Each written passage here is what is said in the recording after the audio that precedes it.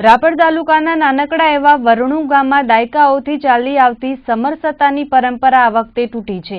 ગ્રામ પંચાયતની ચૂંટણીમાં રાપરના વરણુ ગામે બે હરીફ ઉમેદવારોએ સરપંચ પદ માટે ઉમેદવારી નોંધાવી છે। થોડા દાયકાઓથી વરણુના ગ્રામજનો પોતાના સરપંચ અને ગ્રામ પંચાયતના સભ્યોને એક સંપ કરીને કોઈપણ વિવાદ વિના બિનહરીફ ચૂંટી કાઢતા હતા, પરંતુ આ વખતે સમરસતા સાંધી શકાઈ નથી। સરપંચ પદ માટે ચૂંટણી જંગમાં ઉમેદવારી નોંધાવનાર હેમદાન રાણજી ગઢવી અને રમેશભાઈ દયારામે ગામમાં વિકાસ કાર્યો અટવાયા હોવાની વાત મૂકીને ચૂંટણી જંગમાં ઝંપલાવ્યું છે। ગામના 8 વોર્ડમાંથી 7 વોર્ડમાં જુદા જુદા સભ્યપદના ઉમેદવારોએ વિકાસના મતે મત માંગ્યા છે। આગામી ચૂંટણીમાં ગામના 500થી વધુ મતદારો સ્થાનિક સ્વરાજની સંસ્થા માટે મતદાન કરીને પોતાના સુકાનીઓ ચૂંટી કાઢશે। ત્યારે જોવાનું એ છે કે વરણુ ગામે કોણ વિજય મેળવે છે। તમે સમજો છો, આ બાજુ શું કે ગઢા બુઢા હતા ઓટોમેટિક ગમે તે તમે સરપંચ એટલે તમે સરપંચ, બરોબર। અને આવી રીતે કોઈ મને વિકાસ ન કર્યો, બીજો ન કર્યો, બધો બીજી પબ્લિક ઉપર મને રાખી।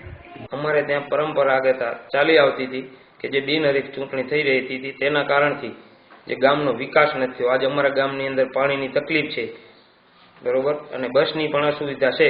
એના કારણથી અમારે ત્યાં યુવા વર્ગ જાગી અને અમે એક નક્કી કર્યું છે અને ગામનું સારું કાર્ય થાય તેના માટે અમે ચૂંટણી કરી રહ્યા છીએ। અમારો વિષય એ છે કે જેવા આ પરિવર્તન આવે તો અમારા ગામના કાર્ય સારા થાય અને અમે બધા કોઈ પણ એકબીજાને મુલાકાત કરી શકીએ એમ છીએ। મુલાકાત કરીને અમે આ ગામનું કાર્ય સારું કરી નાખીશું। પરિવર્તન એટલે કે જો પાણીની અમારે તકલીફ છે, પછી નિશાળમાં કોઈ પણ ધોરણ કમ પડે છે, અમારી આગળની નિશાળો દૂર છે, 15-20 કિલોમીટર ઉપર અમારે બાળકોને મેળવા કાતે એ થઈ નથી રહી, તો એ બહુ મોટી તકલીફ છે। તો અમારે અહીંયા કોઈના છોકરાને નાની આ બધા ગરીબ માણસના છોકરા જો અહીંયા બેઠા કોઈ 2 ધોરણ ઉપરનું ભણતર ભણે તો એનાથી અમને સુવિધા સારી મળે એમ છે। શા કારણે? કારણ કે આ ગામની અંદર કોઈ સારી ફેસિલિટી ગવર્મેન્ટ તરફથી કે પંચાયત તરફથી આજ સુધી મળે નથી। મેઇન મુદ્દો એ કે અમારે આ 14 કિલોમીટર આજુબાજુ સ્કૂલ નથી મોટી, અમારી દીકરીઓ કોઈ સાફ ધોરણ પાસ હજી સુધી નથી। મેઇન તો અમારો એ કારણ કે અમારી દીકરી કાંઈ નહીં તો 10 સુધી ભણી શકીશું, તો અમારે અહીંયા કોઈ વ્યવસ્થા જ નથી। કારણ કે અમારે અહીંયા કોઈ સાંજે 7 વાગે બસ આવે, સવારની 5 વાગે બસ નીકળે, એટલે અમારા બાળકો ક્યાંય ભણવા જઈ શકતા નથી, આ ગામમાં જ રહે। પછી જે ગવર્મેન્ટ તરફ જે સહાયતા કે જે કાંઈ વસ્તુ આવે પૂરી આ ગામમાં હજી સુધી મળી નથી। પણ અમારા ગામનો કાંઈક વિકાસ થવો જોઈએ, અમારા ગામનો ક્યાંક નામ તો આવવો જોઈએ ને।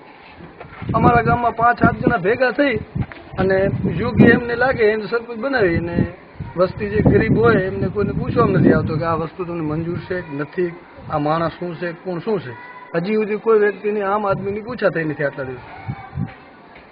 આ રીતથી ગામને એવો લાગણી આવી કે ગામમાં ગમે તે રીતે ચૂંટણી કરું અને યોગ્ય વ્યક્તિ સરપંચ થાય તો ગામનો વિકાસ થાય।